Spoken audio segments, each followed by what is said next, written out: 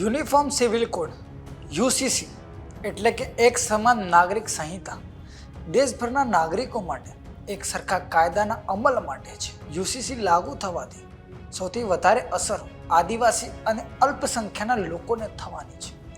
આ વિશે વિગતે વાત કરીએ આ વિડીયોમાં. નમસ્કાર, આપ જોઈ રહ્યા છો વાઇબ્સ ઓફ ઇન્ડિયા અને મારું નામ છે અફનાન. વર્તમાન સમયમાં દેશમાં 705 જેટલા અનુસૂચિત જનજાતિના સમુદાયો અલગ અલગ ક્ષેત્રોમાં વસે છે.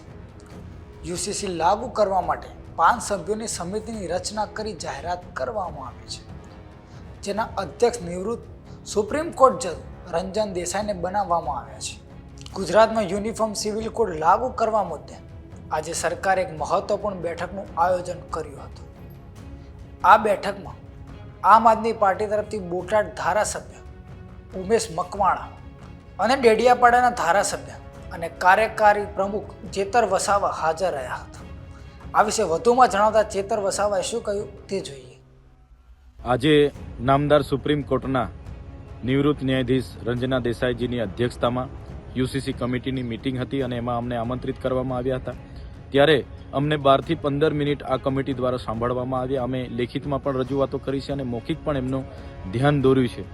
અમે ગુજરાતમાં વસતા આદિ અનાદિકાળથી આદિવાસી સમાજ જેમની પોતાની નીતિ નિયમો, પરંપરાઓ, રૂઢિઓ, પ્રથાઓ અલગ છે, જેમ કે દીકરા દીકરી ભાગી જાય એને પતિ પત્ની તરીકે સ્વીકારવામાં આવે, બાળકો પણ એ ધારણ કરી શકે, જેમને મન મેળાપ નહીં આવે એના છૂટાછેડા પણ પંચ બેસીને કરતું હોય છે, જેને દીકરી હોય દીકરો ના હોય એ ઉત્તરાધિકારી તરીકે દીકરીનો જમાઈ લાવીને પણ એને ઉત્તરાધિકારી તરીકે નક્કી કરતા હોય છે. ગોદ લેવાની વાત છે, વારસાઈ કરવાની વાત છે. તમામ બાબતોમાં આદિવાસીના પોતાના અલગ પારંપરિક કાયદાઓ છે, જેને અમારે ક્યાંય કોર્ટ કે રજિસ્ટ્રારમાં રજિસ્ટ્રેશન કરવા જવું પડતું નથી. તેવા કાયદાઓ પણ યુસીસી લાગુ થવાથી નષ્ટ થઈ જશે. સાથે સાથે જે વિધવા હોય, વિધુર હોય એને અમારો સમાજ પુનઃ લગ્ન કરવાની પરવાનગી આપે છે. સાથે બહુપત્નીત્વ, બહુપતિત્વ પણ છે. સાથે અનેક પ્રકારના એવા કાનૂનો જે વર્ષોથી ચાલે છે, આ યુસીસી લાગુ થવાથી નાશ થવાની ભીતિ છે. સાથે સાથે આદિવાસી સમાજને સામાજિક સમાનતા લાવવા માટે જે બંધારણીય જોગવાઈ છે, આર્ટિકલ 244(1) અંતર્ગત અનુસૂચિ 5ની જોગવાઈઓ છે, આર્ટિકલ 371 અંતર્ગત પણ સ્પેશિયલ જળ જંગલ જમીન ઉપરના પ્રાવધાનો છે. સાથે 73AA ની જમીનો બિન આદિવાસીઓ ખરીદી ના શકે. સાથે રક્ષણ માટે એટ્રોસિટી એક્ટ છે. સાથે 1996 પેસા એક્ટ અંતર્ગત ગ્રામ સભાઓને સ્પેશિયલ પાવરો આપવામાં આવી છે. વન અધિકાર અધિનિયમ 2006 અંતર્ગત જંગલ જમીન ખેડવાના અધિકારો છે.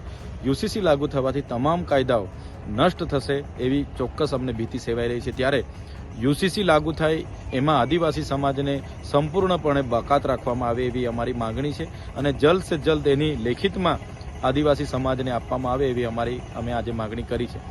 સાથે સાથે યુસીસી અમલવારી ગુજરાતમાં થવા જઈ રહી છે, ત્યારે આ કમિટી તમામ જિલ્લાઓમાં જાય, તમામ પક્ષના નેતાઓ, MP, MLA, સંગઠનના લોકો, ધર્મના લોકો અને તમામ જ્ઞાતિના લોકો, મુખીઓ, NGOના અભિપ્રાયો લેવામાં આવે બાદ જ ગુજરાતમાં યુસીસી લાગુ કરવામાં આવે એવું અમે સ્પષ્ટ માનીએ છીએ. આજે આપણે સમાન નાગરિક સંહિતાની વાત કરીએ છીએ, પણ આઝાદીના 78 વર્ષ બાદ પણ આજે આદિવાસીની જેટલી આબાદી છે એટલી હિસ્સેદારી નથી. એટલા માટે આદિવાસીઓને આમાંથી બાકાત રાખવામાં આવે એવી અમે સ્પષ્ટ માંગણી કરી છે અને આ કમિટી દ્વારા એની નોંધ પણ લેવામાં આવી છે અને જ્યાં પણ જરૂર લાગશે અમે ફરીવાર પણ રજૂઆત કરવા ત્યાં પહોંચીશું. અને જો આદિવાસીઓને આ યુસીસીમાં સમાવેશ કરવામાં આવશે તો સ્પષ્ટપણે અમે કહીએ છીએ આવનારા દિવસોમાં સડકથી લઈને સદન સુધી અમારે લડવું પડશે, તો અમે આ યુસીસીના વિરોધમાં ઉતરીશું. આ યુસીસીને લઈને તમારું શું કહેવું છે અમને કોમેન્ટ કરીને જણાવજો અને જોતા રહો વાઇબ્સ ઓફ ઇન્ડિયા. આભાર.